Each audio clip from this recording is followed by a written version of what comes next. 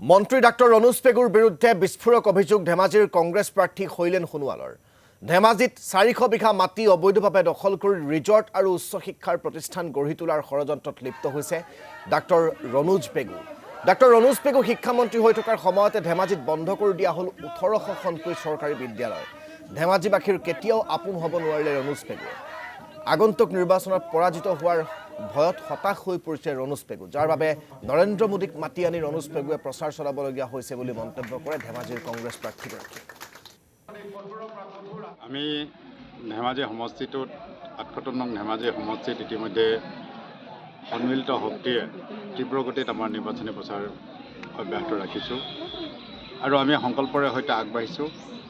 আমাৰ শক্তিক আমি ইতিমধ্যে জনসাধাৰণে আমাক সমৰ্থন জনাইছে আৰু আমি এইবাৰ দৃঢ়ভাৱে ক'ব পাৰোঁ, এইবাৰ আমাৰ সন্মুখত কোনো শক্তিয়ে আমাক প্ৰতিহত কৰিব নোৱাৰে। আমি সেইকাৰণে যি শ্লোগান লৈছোঁ, আমি যুঁজিম আৰু আমি জিকিম, এই শক্তিৰে আমি আগবাঢ়িছোঁ। ইতিমধ্যে দেখিছোঁ যে আমাৰ সন্মুখত যিসমূহ বিৰোধী আছে, বিৰোধীসকল শংকিত হৈ পৰিছে।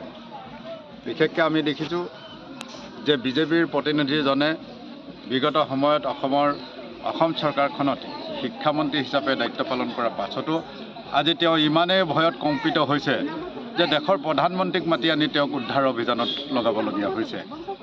অকল সেয়াই নহয়, প্ৰাক্তন কেন্দ্ৰীয় মন্ত্ৰী স্মৃতি ইৰাণী ডাঙৰীয়ানীকো আজি মাতি আনি তেওঁ উদ্ধাৰ অভিযানত লগাব লগা পৰিৱেশৰ সৃষ্টি হৈছে।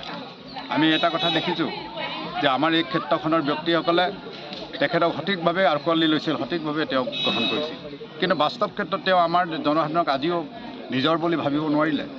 তেওঁ মন্ত্ৰী থকাৰ পাছতো কিহৰ বাবে আজি 1800খন স্কুল বন্ধ হৈ গ'ল তাৰ জবাব দিয়ক তেওঁ।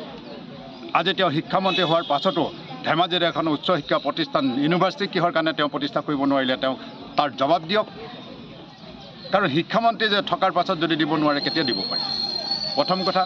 দ্বিতীয় কথা, আমি যদি ওচৰে পাজৰে চাওঁ, লখিমপুৰত ইউনিভাৰ্চিটি হ'ল, তেজপুৰত ইউনিভাৰ্চিটি হ'ল, যোৰহাটত ইউনিভাৰ্চিটি হ'ল, ডিব্ৰুগড়ত হ'ল, মাজুলীতো ইউনিভাৰ্চিটি হ'ল। ধেমাজিৰ কিহৰ কাৰণে বঞ্চিত হ'ল? কোনজন ব্যক্তিৰ প্ৰতাৰণাৰ কাৰণে হ'ল? ইতিমধ্যে আমি দেখিছোঁ যে প্ৰতাৰণাৰ উপৰি প্ৰতাৰণা কৰিছে। বিভিন্ন ব্যক্তিয়ে আমাৰ ওচৰত আহি অভিযোগ কৰিছে যে NSPC ৰোডত 400 বিঘা মাটি ইতিমধ্যে তেওঁ অবৈধভাৱে দখল কৰিছে, তাত ৰেচৰ্ট বনাইছে। ৰেচৰ্টৰ কাষত যি মাটি আছে তাত চৰকাৰী উচ্চ শিক্ষা প্ৰতিষ্ঠান ইউনিভাৰ্চিটি বন্ধ কৰি প্ৰাইভেট ইউনিভাৰ্চিটি পতাৰ কাৰণে তেওঁ ষড়যন্ত্ৰত লিপ্ত হৈছে বুলি ইতিমধ্যে আমাক অৱগত কৰিছে। আমি এনেসমূহ ষড়যন্ত্ৰ প্ৰতিহত কৰিম। যদি এনেসমূহ ষড়যন্ত্ৰত তেওঁ লিপ্ত হৈছে, তেতিয়াহ'লে তেওঁ ধেমাজিবাসীক আঁকোৱালি ল'ব পৰা নাই। সেইকাৰণে আমি 9 এপ্ৰিলৰ তাৰিখত যি নিৰ্বাচন হ'ব, নিৰ্বাচনৰ যোগেদি আমি তেখেতক ইয়াৰ পৰা উৎখাত কৰি সোৱণশিৰি নদীয়েদি বোকাখাটলৈ পুনৰ ঘূৰাই পঠোৱাৰ ব্যৱস্থা কৰিম। এইটো নিশ্চিত